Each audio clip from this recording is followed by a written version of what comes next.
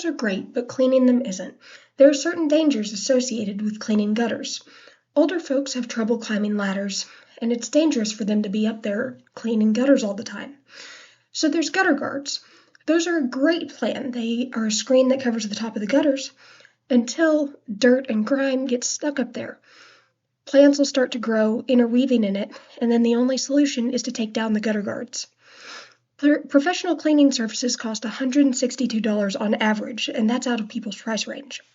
My solution for this problem is an extendable handle attachment, such as the kind used for paint rollers. This will have a ramp on the inside and two handles on the outside.